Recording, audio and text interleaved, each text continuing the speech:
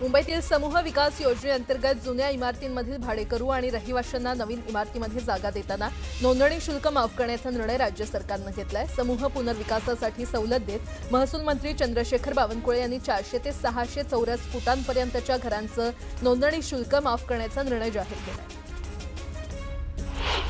केंद्र सरकारने देशभरात नवीन भाडे करार 2025 चे नवे नियम लागू केलेले आहेत। आता प्रत्येक भाडे करार 2 महिन्यांच्या आत नोंदणीकृत करणं बंधनकारक आहे। ही नोंदणी राज्य सरकारच्या ऑनलाईन प्रॉपर्टी रजिस्ट्रेशन संकेतस्थळावर किंवा रजिस्ट्रार कार्यालयामध्ये करता येईल। मुदतीमध्ये नोंदणी न केल्यास 5000 रुपयांचा दंड भरावा लागेल।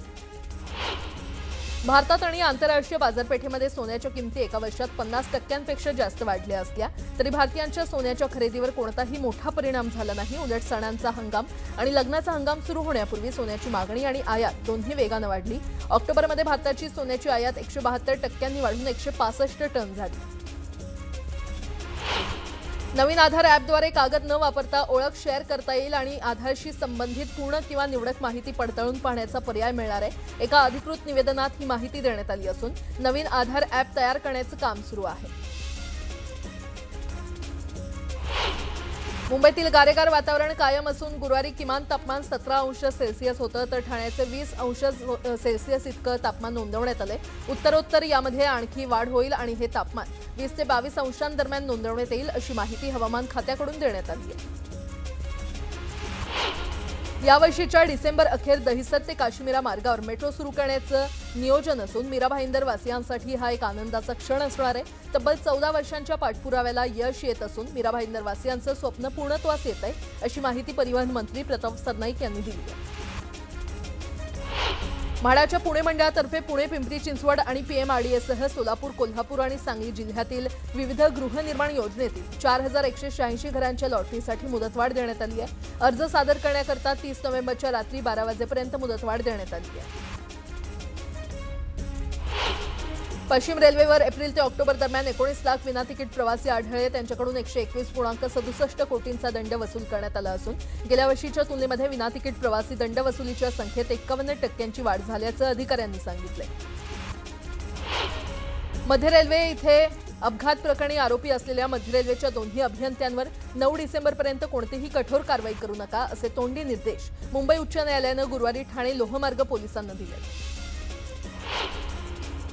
पालघरमधून मजुरीसाठी नाशिककडे जाणाऱ्या आदिवासी मजुरांच्या आयशर टेम्पोचा गुरुवारी रात्री गोंदा घाटातील तोरणगड फाट्याजवळ भीषण अपघात झाला। या अपघातात 22 वर्षीय सुभाष शंकर दिवे या मजुराचा जागीच मृत्यू झालाय तर टेम्पो चालकासह 35 मजूर गंभीर जखमी झाले।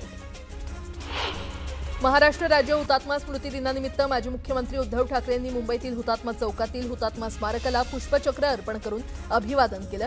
यावेळी आमदार आदित्य ठाकरे देखील उपस्थित होते।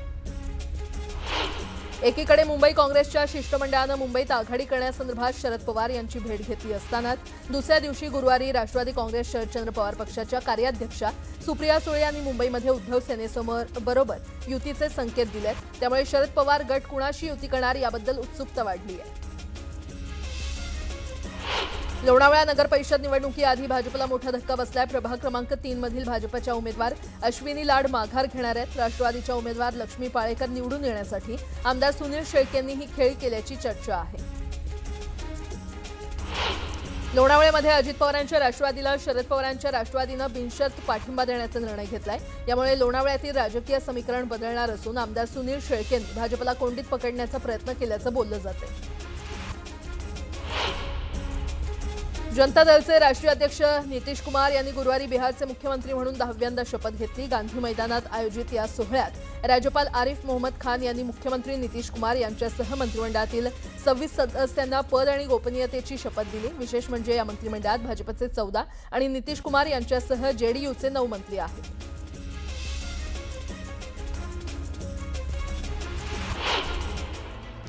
आता एक मोठी बातमी। नवी मुंबईच्या नेरूळ येथील छत्रपती शिवाजी महाराज चौकातील शिवाजी महाराजांच्या सिंहासनारूढ पुतळ्याच्या अनावरणाचा मुहूर्त अखेर ठरलाय। आज संध्याकाळी 5 वाजता शिवरायांच्या पुतळ्याचं अनावरण होणार आहे। दरम्यान अनेक महिन्यांच्या विलंबानंतर आज उपमुख्यमंत्री एकनाथ शिंदे आणि वनमंत्री गणेश नाईक यांच्या हस्ते हा पुतळा अनावरणाचा कार्यक्रम पार पडेल। दरम्यान रविवारी मनसे नेते अमित ठाकरे यांनी विना परवानगी पुतळ्याचं अनावरण केल्यानं एकच खळबळ माजली होती। महापालिकेनं हे अनावरण अनधिकृत ठरवलं। तसंच काल गुरुवारी शरद पवारांच्या राष्ट्रवादीच्या कार्यकर्त्यांनी महानगरपालिकेमध्ये घुसून स्मारक जनतेसाठी उघडावं अशी मागणी करत आंदोलन केलं होतं। त्यानंतर अखेर आज संध्याकाळी पुतळ्याचं अनावरण होणार असल्यानं शिवप्रेमींमध्ये आनंदाचं वातावरण आहे।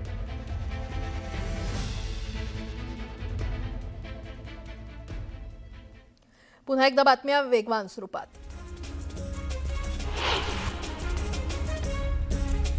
जामनेर नगरपालिकेच्या नगराध्यक्षपदी मंत्री गिरीश महाजनांच्या पत्नी साधना महाजन यांची बिनविरोध निवड झाली आहे। विरोधी पक्षातल्या तिन्ही उमेदवारांनी अर्ज मागे घेतल्यानं भाजपच्या साधना महाजन विजयी झाल्या। कागल नगर परिषदेच्या निवडणुकीसाठी आता हॉटेल पॉलिटिक्स पाहायला मिळतंय। शिंदेंच्या शिवसेनेचे उमेदवार फुटू नयेत यासाठी त्यांना सहलीवर पाठवण्यात आलंय। हसन मुश्रीफ आणि समजित घाटगे मनी आणि मसल पॉवर वापरून उमेदवार फोडत असल्यानं ही खबरदारी घेतल्याचं माजी खासदार संजय मंडलिक यांनी स्पष्ट केलं। अंबरनाथ नगर परिषद निवडणुकीमध्ये भाजपला मोठा धक्का बसलाय। अर्ज छाननीमध्ये भाजपच्या 5 उमेदवारांचे अर्ज बाद झालेत। त्यामुळे आता 59 पैकी 54 उमेदवार निवडणुकीच्या रिंगणात आहेत। तुळजापूरमधल्या ड्रग्ज प्रकरणातील आरोपी पिंटू गंगणे याला तुळजापूर नगरपालिका निवडणुकीमध्ये भाजपनं नगराध्यक्षपदासाठी उमेदवार जाहीर केलाय। या उमेदवारीवरून भाजपवर चहूबाजूंनी टीका होते। आमदार राणा जगजितसिंह पाटील यांनी मात्र पिंटू गंगणेंच्या प्रचारासाठी तुळजापुरात रॅली काढली। हिंगोली नगर परिषद वॉर्ड क्रमांक 16 ब मधील भाजपचे अधिकृत उमेदवार भास्कर बांगर यांनी आपला उमेदवारी अर्ज मागे घेतलाय। भास्कर बांगर यांनी शिवसेनेचे उमेदवार श्याम कदम यांना पाठिंबा दिला। एवढंच नाही तर त्यांनी आमदार संतोष बांगर यांच्या हस्ते शिवसेनेमध्ये प्रवेश केला। खेड नगरपालिका निवडणुकीमध्ये शिवसेना आणि भाजपची युती झाली आहे। वैभव खेडेकर यांनी रामदास कदम आणि योगेश कदमांची भेट घेतली। यावेळी युतीची घोषणा करण्यात आली। वाशिम जिल्ह्यामध्ये ठाकरेंच्या शिवसेनेला खिंडार पडलाय। उपजिल्हाप्रमुखांसह 20 पदाधिकाऱ्यांनी ठाकरेंच्या शिवसेनेला सोडचिठ्ठी दिली आहे। दरम्यान नगराध्यक्षपदाची निवडणूक अपक्ष लढणार असल्याचं नागोराव ठेंगडेंनी म्हटलंय। बीडमध्ये एमआयएमनं जोरदार शक्तीप्रदर्शन करत दुचाकी रॅली काढली। दरम्यान फटाक्यांची आतिषबाजी करत जोरदार घोषणाबाजी देखील करण्यात आली। ओवेसींच्या सभेच्या पार्श्वभूमीवर या रॅलीचं आयोजन करण्यात आलं होतं। गेवराई नगरपालिकेच्या भाजपच्या नगराध्यक्षपदाच्या उमेदवारांनी मतदारांना धमकावल्याचा आरोप करण्यात आलाय। या प्रकरणात भाजप उमेदवार गीता त्रिंबक उर्फ बाळराजे पवारांविरोधात निवडणूक आयोगाकडे तक्रार दाखल करण्यात आली आहे। मतदारांना धमकावल्याचा व्हिडिओ समाज माध्यमांवर व्हायरल होतोय। भाजप पक्ष मुख्यमंत्र्यांनी राणा दाम्पत्यांच्या खुंट्याला बांधला असल्याची टीका यशोमती ठाकूर यांनी केली आहे। विरोधी उमेदवाराला दमदाटी केल्याचा आरोप करत त्यांनी भाजपवर निशाणा साधलाय। बुलढाण्यात न्यायालयीन कोठडीमध्ये असलेल्या उमेदवारानं अर्ज भरलाय। पोलीस संरक्षणामध्ये येऊन निवडणूक अधिकाऱ्यांसमोर त्यानं अर्ज भरला। अजित पवारांच्या राष्ट्रवादीकडून विशाल काकडेला उमेदवारी देण्यात आली आहे। पत्नीला पेट्रोल टाकून जिवंत जाळण्याचा प्रयत्न केल्याचा आरोप विशाल काकडेवर आहे। भुसावळमधील ताप्ती पब्लिक स्कूलमध्ये आगामी निवडणुकांसाठी नियुक्त शिक्षक आणि कर्मचाऱ्यांना ईव्हीएम मशीनची हाताळणी तसंच कंट्रोल युनिट जोडण्याचं प्रशिक्षण देण्यात आलं। नायब तहसीलदार संतोष विनंते यांनी हे मार्गदर्शन केलं। पिंपरी चिंचवड महानगरपालिका निवडणुकीसाठी मतदार यादी जाहीर करण्यात आली आहे। या मतदार यादीमध्ये 92,000 दुबार मतदार असल्याची बाब समोर आली आहे। 21 नोव्हेंबर ते 27 नोव्हेंबरपर्यंत या याद्यांबाबत नागरिकांना हरकती आणि सूचना नोंदवता येणार आहेत। डोंगराळे गावातील चिमुकलीवर झालेल्या अत्याचाराविरोधात नाशिक जिल्ह्यामध्ये संतापाची लाट उसळली आहे। मालेगाव शहरातील विविध सामाजिक संघटना, व्यापारी आणि नागरिकांनी मालेगाव बंदची हाक दिली आहे। मालेगावच्या डोंगराळे अत्याचार प्रकरणातील आरोपीला 7 दिवसांची पोलीस कोठडी सुनावण्यात आली आहे। दरम्यान आरोपीचं कुणीही वकीलपत्र घेतलं नाही अशी माहिती सरकारी वकील संजय सोनावणे यांनी दिली आहे। मालेगावच्या डोंगराळेमध्ये मनोज जरांगेंनी पीडित कुटुंबाची भेट घेतली। दरम्यान कुटुंबानं नराधमाला फाशीची शिक्षा देण्याची मागणी केली आहे। पीडितेला तातडीनं न्याय मिळाला नाही तर एकाही मंत्र्याला राज्यात फिरू देणार नाही असा इशारा जरांगे यांनी दिलाय। मंत्री नरहरी झिरवळ यांनी डोंगराळेतील पीडित कुटुंबियांची भेट घेतली। यावेळी मनोज जरांगे आणि झिरवळ यांच्यामध्ये चर्चा झाली। जरांगे यांनी मुख्यमंत्री फडणवीस यांच्याशी चर्चा करून आरोपीचा तातडीनं एन्काउंटर करावा अशी मागणी केली आहे। पिंपरी चिंचवडमधील सहाय्यक दुय्यम निबंधक विद्या बडे यांना अंतरिम जामीन मंजूर झाला आहे। त्यांच्यावर खरेदी विक्रीचा दस्त चुकीच्या पद्धतीनं नोंदवल्याचा आरोप आहे। दरम्यान इतर 21 आरोपींनी देखील अंतरिम जामिनासाठी अर्ज केला आहे।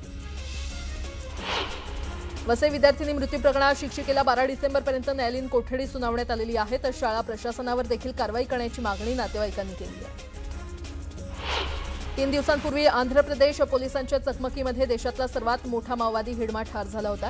हिडमावर त्याच्या मूळगावी पूर्वती इथे अंत्यसंस्कार करण्यात आले। हिडमाच्या अंत्यसंस्कारासाठी परिसरातल्या 50 पेक्षा जास्त गावातून मोठ्या प्रमाणात ग्रामस्थ जमले होते। यात मोठ्या प्रमाणात महिलांचा देखील समावेश होता। काका मला वाचवा असं म्हणत राजन पाटील हे शरद पवारांच्या पायावर लीन झालेत असं म्हणत राष्ट्रवादीचे जिल्हाध्यक्ष उमेश पाटील यांनी राजन पाटलांवर टीका केली। मुळशी तालुक्यामध्ये ओबीसी बहुजन महासंघाचा मुळशी पॅटर्न मेळावा पार पडला। या मेळाव्यातून ओबीसी समाजाच्या हक्काचं संरक्षण आणि आरक्षण टिकवण्याबाबत मार्गदर्शन करण्यात आलं। ओबीसींची स्वाभिमानाची लढाई कुणीही थांबवू शकत नाही असं म्हणत ओबीसी नेते लक्ष्मण हाकेंनी शरद पवारांसह इतर राजकीय नेत्यांचा समाचार घेतला। माजी गृहमंत्री अनिल देशमुख यांचे सुपुत्र सलील देशमुख यांनी शरद पवार पक्षाच्या सक्रिय सदस्यत्वाचा राजीनामा दिलाय। राष्ट्रवादी शरदचंद्र पवार पक्षाचे अध्यक्ष शरद पवारांकडे त्यांनी राजीनामा पाठवला। प्रकृतीचं कारण देत सलील देशमुख यांनी राजीनामा दिला। छत्रपती शिवरायांच्या पुतळ्याच्या अनावरणाचा मुहूर्त ठरलाय। आज संध्याकाळी 5 वाजता शिवरायांच्या पुतळ्याचं एकनाथ शिंदे आणि गणेश नाईक यांच्या हस्ते अनावरण होणार आहे। हिवाळी अधिवेशनात शक्ती कायद्याच्या अंमलबजावणीसाठी भूमिका मांडणार असल्याचं उमाताई खापरे यांनी म्हटलंय। अद्यापही अंमलबजावणी न झाल्यानं त्यांनी हे वक्तव्य केलं। मुंबईत मंत्रालयात एका तरुणानं गोंधळ घातला। कणकवलीमध्ये जमीन मोबदला प्रकरणात भावाची हत्या झाल्यानं पोलीस लक्ष देत नसल्याचा आरोप करत या तरुणानं हा गोंधळ घातला। जमिनीचा मोबदला मिळाला नसल्याचं म्हणत त्यानं मदतीची मागणी केली। वरळी बीडीडी चाळीतील काही रहिवाशांना ठरलेल्या मूळ जागेवर नवीन सदनिका न देता त्याच प्रकल्पाच्या मागच्या बाजूला असणाऱ्या इमारतींमध्ये सदनिका देण्यात येणार आहेत। यावरून रहिवासी आक्रमक झाले असून त्यांनी म्हाडाविरोधात आंदोलन केलं। नांदेडच्या बोधडी गावात प्रहारच्या कार्यकर्त्यांनी रास्ता रोको आंदोलन केलं। शेतीमालाची खरेदी हमीभावानं करण्याची मागणी करण्यात आली आहे। तातडीनं मागणी पूर्ण करण्याची मागणी करण्यात आली आहे। शिर्डीच्या अकोले शहरात नागरिकांनी आंदोलन केलं। नागरिकांना मारहाण करणाऱ्या आमदारावर कारवाई करण्याची मागणी करण्यात आली। दरम्यान नागरिकांनी जोरदार घोषणाबाजी केली। नवी मुंबई महानगरपालिकेसमोर शिवरायांच्या स्मारकावरून शरद पवारांच्या राष्ट्रवादीनं आंदोलन केलं। येत्या 2 दिवसात शिवरायांचा पुतळा खुला करण्याची मागणी करण्यात आली। जालन्याच्या अंबड चौफुलीत माजी सरपंचाची लोखंडी रॉडसह तलवारीनं वार करून हत्या करण्यात आली आहे। हत्येनंतर मारेकरी फरार झाले असून यात 4 जणांचा समावेश असल्याचं समोर आलंय। या हत्येमागचं कारण अद्याप अस्पष्ट असून बाबासाहेब सोमधाने असं हत्या झालेल्या सरपंचाचं नाव आहे। अमरावतीमध्ये भरधाव कारचा अपघात झाला। कारवरील नियंत्रण सुटल्यानं कारनं 4 जणांना धडक दिली। कार चालक तरुणीनं मद्यप्राशन केल्याचं समोर आलं असून अपघातानंतर संतप्त नागरिकांनी या कारची तोडफोड केली आणि कार चालक तरुणीला महिलांनी मारहाण केली। खंडणीसाठी पवनचक्कीच्या कार्यालयामध्ये घुसून सुरक्षा रक्षकाला मारहाण करण्यात आली। 2 लाखांच्या हप्त्याची मागणी करत दरोडी इथे राष्ट्रवादीच्या 7 ते 8 कार्यकर्त्यांनी सुरक्षा रक्षकाला मारहाण केली। या प्रकरणी पारनेर पोलीस ठाण्यात गुन्हा दाखल करण्यात आला। प्रतिबंधित तंबाखू आणि पान मसाल्याची विक्री करणाऱ्या व्यापाऱ्याच्या घरावर पोलिसांनी छापा टाकला। नागपूरच्या खामला परिसरातून पोलिसांनी 1,71,000 मुद्देमाल जप्त केलाय।